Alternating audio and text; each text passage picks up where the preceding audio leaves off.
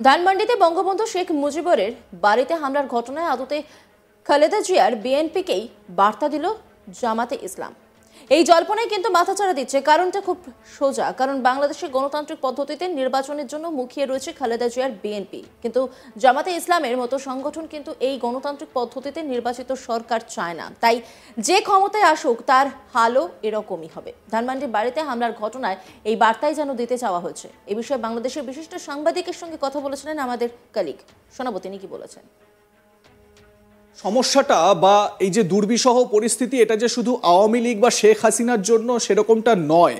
বিষয়টা আমরা যদি একটু পরিষ্কারভাবে দেখি, বর্তমানে বাংলাদেশে যেই রাজনৈতিক দলই গণতান্ত্রিক পদ্ধতিতে সরকার চাইবে বা আওয়াজ তুলবে, তাদেরও কিন্তু একটা বার্তা জামাতে ইসলামীর তরফ থেকে দেওয়া হলো এবং কাঠপুতুল হয়ে শুধু ব্যবহৃত হয়ে গেলেন মোহাম্মদ ইউনূস।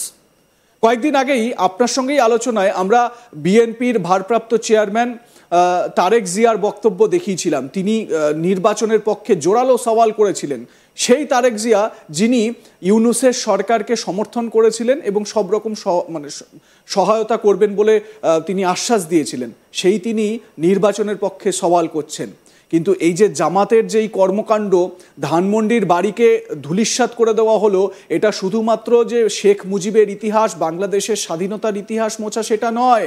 আগামী দিনেও যদি কেউ স্বাধীনতা বলে কিছু জানতে চায় বা স্বাধীনতার স্বাদ পেতে চায়, তাহলে তার জিভ কেটে দেওয়া হবে। সেই বার্তা কি নয় শরীফ ভাই? একদম একদম ঠিক কথাটা বলছেন আপনি। এটা শেখ মুজিব একজন ব্যক্তি। শেখ মুজিব শেখ হাসিনার বাবা নন শুধুমাত্র। শেখ মুজিব একটা ইতিহাস, একটা জীবন্ত সংগ্রাম। শেখ মুজিব একটা লোকের নামের উপর ভিত্তি করে একটা দেশের মানুষ কিভাবে যুদ্ধে ঝাঁপিয়ে পড়েছে। আপনি লক্ষ্য করবেন যে যুদ্ধে যখন মুক্তিবাহিনী যুদ্ধে যায়, তখন বঙ্গবন্ধুর ভাষণটা 1-1.5 মিনিট শুনে যে তোমাদের যা কিছু আছে তাই নিয়ে শত্রুর মোকাবেলা করো, রক্ত যখন দিয়েছি রক্ত আরো দেবো। এই যে তার বক্তব্য নিয়ে যে ইনস্পায়ার্ড হয়ে মানুষ জীবন দিতে গিয়েছে, তারপরে দেশ স্বাধীন হলো। সারা পৃথিবীর কাছে যে বাঙালি যে একটা স্বাধীন জাতি হিসেবে আবির্ভূত হলো, সেই থেকে বাঙালি জাতির নেতা, একমাত্র অবিসংবাদিত নেতা শেখ মুজিব আমাদের শক্তির প্রতীক, আমাদের সম্মানের প্রতীক, আমাদের ইজ্জতের প্রতীক। শেখ মুজিব যখন শুধুমাত্র একটা ইচ্ছা প্রকাশ করলেন, আমি একটু বলি যে 7.5 কোটি মানুষ যদি ভারতের বিরুদ্ধে যুদ্ধ ঘোষণা করত, যে তোমাদের সৈন্য সরিয়ে নাও, আর সৈন্য যদি নেওয়া না হতো তাহলে কি রেজাল্ট হতো, কতক্ষণ টিকতো? তো সেই সময়কার 7.5 কোটি মানুষের চাইতে শেখ মুজিবের একটা ইচ্ছাই সবচেয়ে শক্তিশালী। 7.5 কোটি মানুষের সক্রিয় যুদ্ধের চাইতে শেখ মুজিবের একটা ইচ্ছাই শক্তিশালী। ইন্দিরা গান্ধীজিকে উনি বললেন যে আপনার সৈন্য কবে যাবে বাংলাদেশ থেকে, কখন? জাস্ট ইন্দিরা গান্ধী কি উত্তর দিলেন? এইটা হচ্ছে বন্ধুত্ব, এটা হচ্ছে উদারতা। ইন্দিরা গান্ধী যদি এই দেশটাকে দখল করতে চাইতেন তাহলে কি বলতেন? তাহলে বলতে যুক্তি দিতেন যে না, আপনার ল অ্যান্ড অর্ডার সিচুয়েশন এখনো হয়নি, আপনার নিজস্ব সৈন্যবাহিনী এখনো হয়নি, আপনার আরো যে ইনস্ট্রুমেন্ট গুলো আছে রাষ্ট্র চালানোর জন্য কিচ্ছু এখনো ঠিক হয় নাই, সবকিছু পাকিস্তানিদের, এটা ইট টেকস টাইম। এই কথাটা একেবারে লিগাল, একেবারে বাস্তব, একেবারে রিয়ালিটির কথা। সেই কথাটাও ইন্দিরা গান্ধী বলেননি। বলছে আপনি যখন চাইবেন। কি সম্মান দিল বাংলাদেশকে, কি সম্মান দিল বাংলাদেশের নেতাকে। সেই নেতা, সেটাতে he was a symbol of Bangladesh, symbol of Bangali, symbol of সবকিছু। সেটাকে যে তার গায়ে হাত দিতে পারে, তার বিরুদ্ধে কথা বলতে পারে, তার গায়ে হাত দেওয়া তো দূরের কথা, তার বিরুদ্ধে কথা বলতে পারে। আপনি চিন্তা করেন, জর্জ ওয়াশিংটনের বিরুদ্ধে একজন লোক খুঁজে পাবেন আমেরিকাতে, গান্ধীজির বিরুদ্ধে একজন লোক খুঁজে পাবেন। গান্ধীজি মুসলমানদের পক্ষে কিছু করতে গিয়ে কথা বলছিলেন যে তাদের পাওনাটা তাদেরকে দিয়ে দাও। এই জন্য তখনকার দিনে যে অবস্থা ছিল, তখন একটা দুর্ঘটনা ঘটে গেছে। কিন্তু আপনি পৃথিবীর কোথাও এই ঘটনা পাবেন না যে যেটা জাতির পিতা, যিনি একটা দেশ তার সারা জীবনের ত্যাগ তিতিক্ষা, তার সবকিছু সংগ্রাম সবকিছু দিয়ে একটা জাতিকে, উনি খালি স্বাধীনতা এনে দেন নাই, একটা জাতিকে একটা স্বাধীন দেশ হিসেবে, জাতি হিসেবে তাকে, তার মনন, তার চিন্তা চেতনাকে গড়ে তুলেছেন। সেই মানুষটাকে যারা বাঙালিরা পৃথিবীর যেখানে গেছে সেখানে গিয়ে যদি বলা হয় যে আমি বাংলাদেশ, তো বলে ও ও শেখ মুজিবের দেশের মানুষ তুমি। এটা আজও বাঙালিকে ফেস করতে হয়। বাঙালির পাসপোর্ট ছিল না, করাচিতে গিয়ে পশ্চিম পাকিস্তানে গিয়ে ট্রাভেল ডকুমেন্ট নিতে হইতো।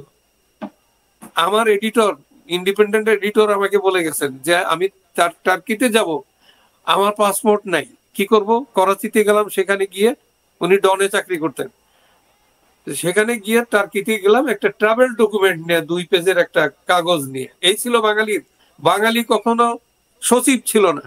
আর শেখ হাসিনা বঙ্গবন্ধুর মেয়ে, বঙ্গবন্ধু দেশ স্বাধীন করলো, তারপরে তার মেয়ে 40 বছর কিছুই হলো না, তার মেয়ে ক্ষমতায় এসে কি করলো? কতজন নারী, ঠিক এই জায়গা থেকে শেখ হাসিনা বারবার বলছেন যে আমাদের কি, আমরা তো এই বাড়িটি ধানমন্ডির যে 32-এর বাড়ি সেটিকে মিউজিয়ামে পরিণত করেছি, আমাদের নিজেদের জন্য কিছু রাখিনি। এবারে দেখুন শরীফ ভাই, কি ইন্টারেস্টিং একটা বিষয়, পাকিস্তানের তরফ থেকে সরকারিভাবে পোস্ট করা হচ্ছে, ডিফেন্স পাকিস্তান বলছে end of a traitor's legacy, Mujibur রহমানকে ট্রেটার বলে ব্যাখ্যা দেওয়া হচ্ছে।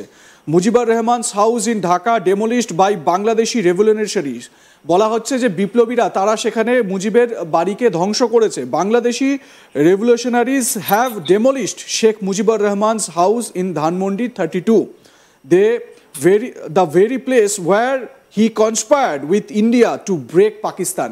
মানে শেখ মুজিব পাকিস্তানের বিরুদ্ধে ষড়যন্ত্র করার জন্য মানে এই বাড়িটিকেই বেছে নিয়েছিলেন ভারতের সঙ্গে হাত মিলিয়ে।